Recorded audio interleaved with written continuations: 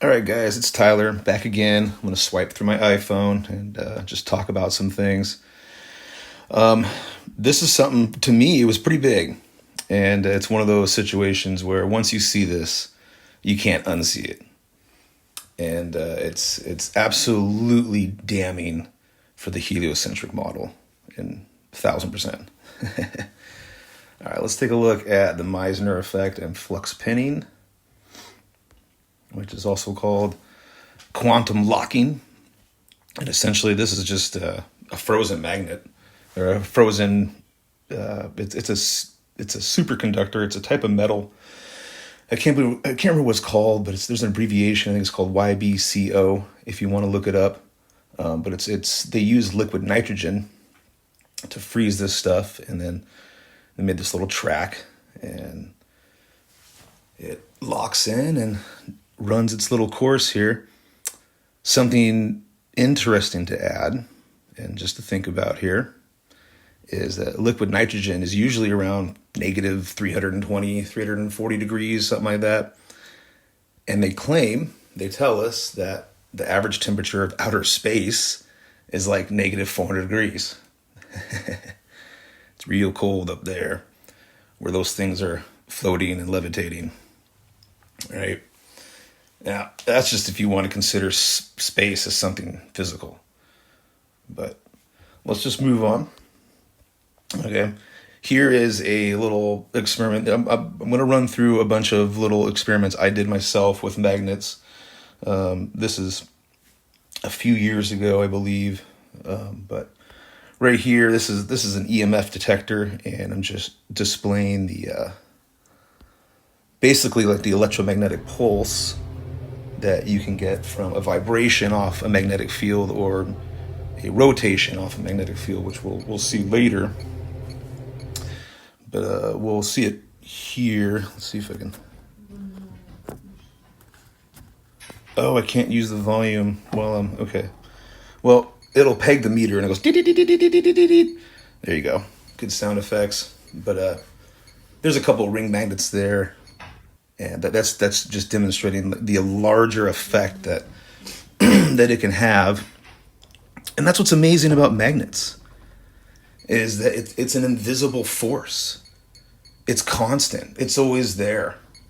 You don't need electricity or anything. You don't need to plug it into the wall. Don't need to put gasoline in it. It's an invisible force that is always constant. It can push you away. It can pull you in. Just like the magnetism of our bodies. Like when we interact with each other, you feel like the magnetism, the spark between each other. You know, but okay, this is a just in case that music gets.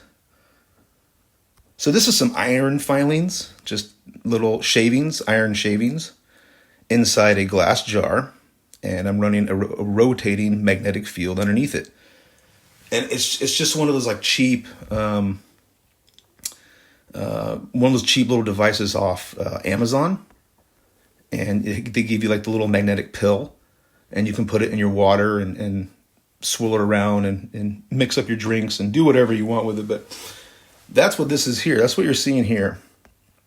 Those are just iron filings, and I'm just showing how in a rotating magnetic field it holds a shape. I can't control like the frequency necessarily with this setup or anything. It's just like a little accelerator knob that goes up and down, but trying to hold the same shapes was pretty much impossible. But you can see what goes on in a rotating magnetic field. It has a certain shape. This next one is a super close up of it. Same deal. I think that was even the same day. But yeah, just iron filings inside a glass jar with a rotating magnets on a little motor underneath, spinning around, and it holds a shape. It's really neat. And it's going to play into what we're going to talk about upcoming. But I've also demonstrated with my magnet experiments, if you want to call them that, A magnetic field has an effect on everything, no matter if it's organic or inorganic. Plastic bottle cap, banana peel, a chunk of wood.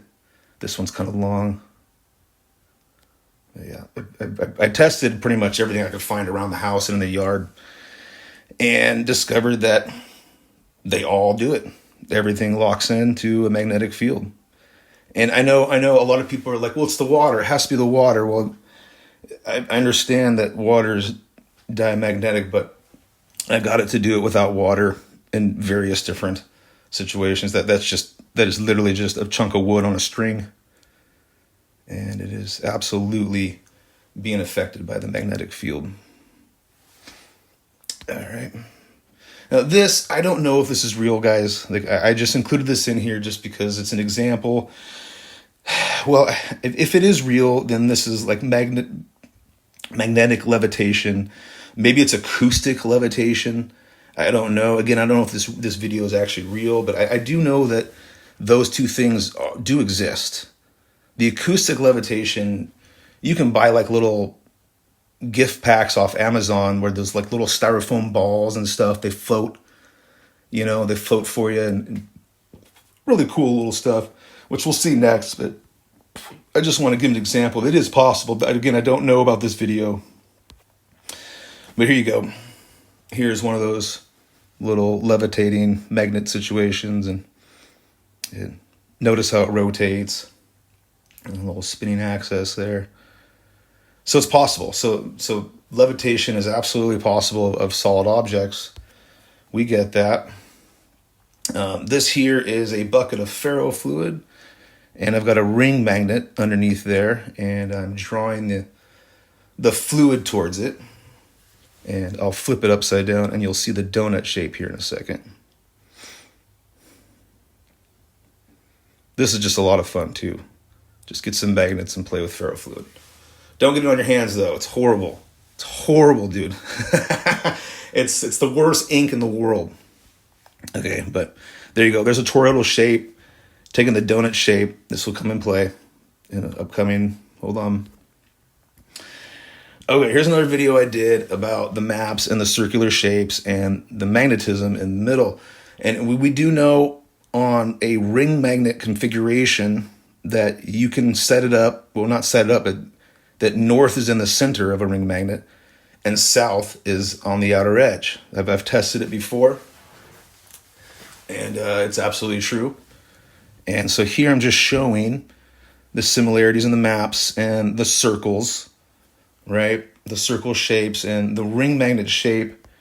But what's interesting here is when you go up to, I got ferrofluid on a ring magnet, and the shape that it takes is super fascinating.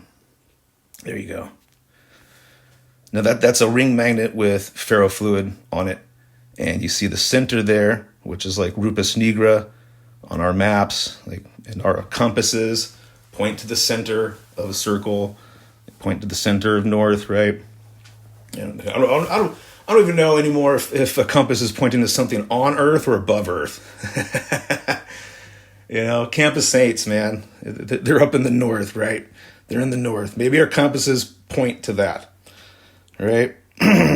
maybe it's Zion that our compasses are pointing to. I don't know. Sometimes I think there's subtle hints like that, but that's totally here or there. Okay. Interesting.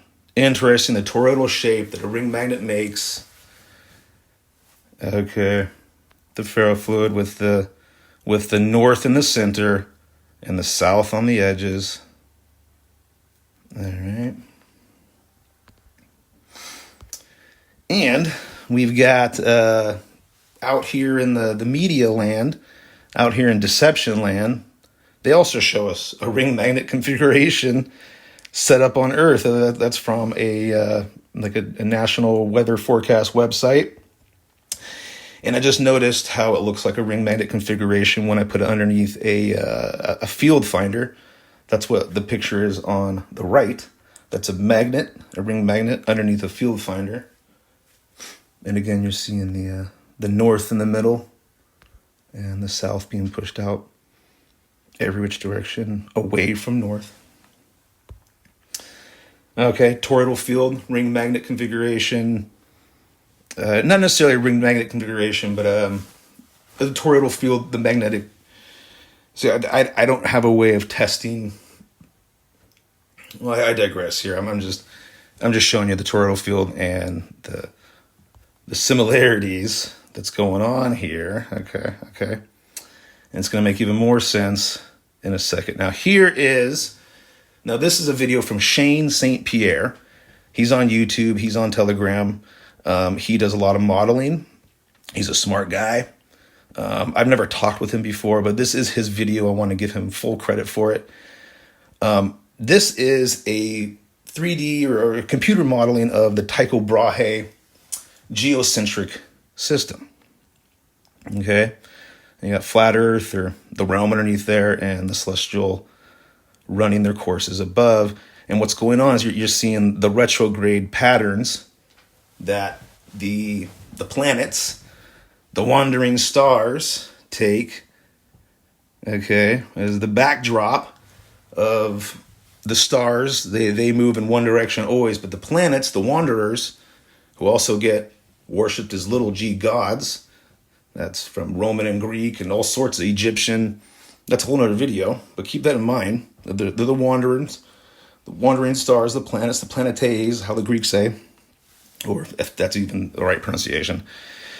Don't quote me on that. But before you go and say this is insane, okay, let me show you something.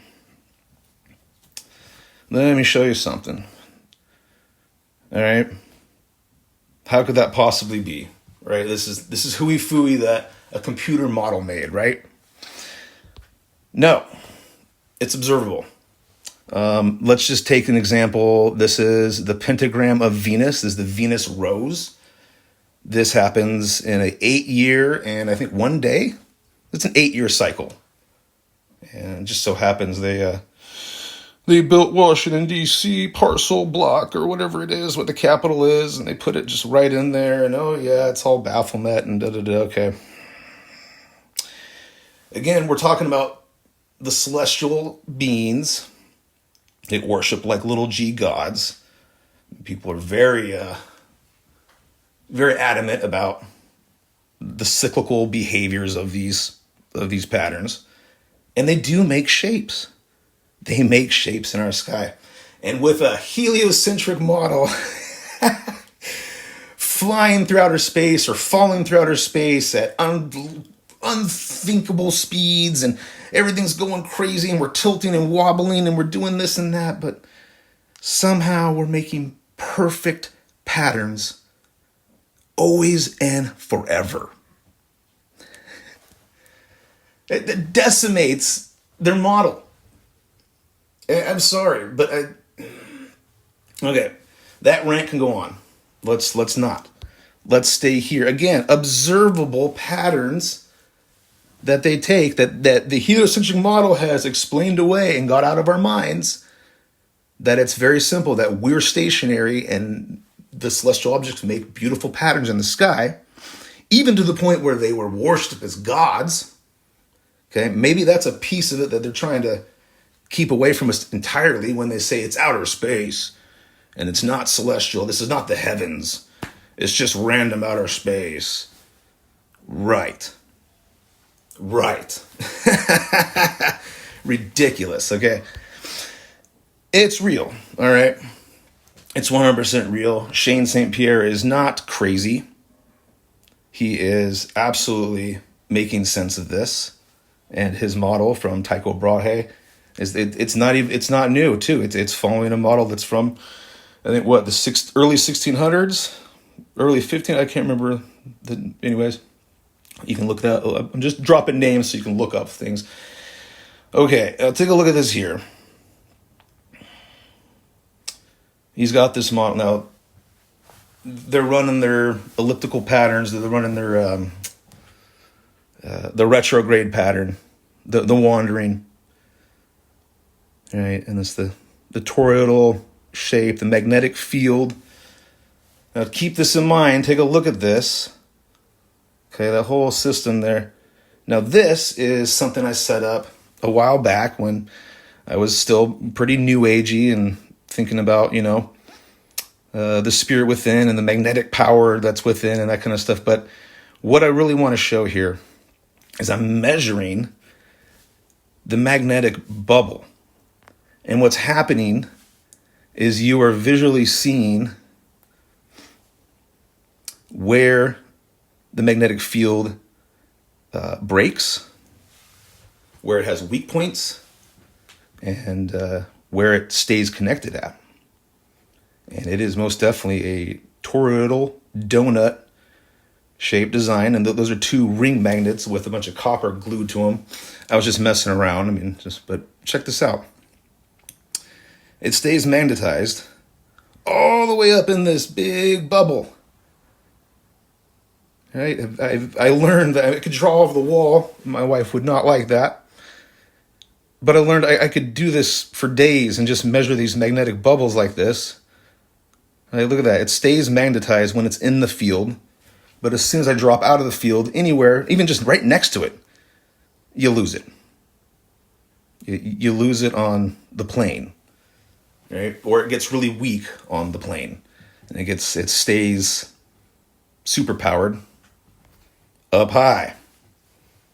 Okay? And again, I'm not trying to say like this is a shocking discovery that I found or anything like that, but when this came together for me, this was a big, oh my goodness, you can't go back now. You can't go back now. The heliocentric model just doesn't make sense to me.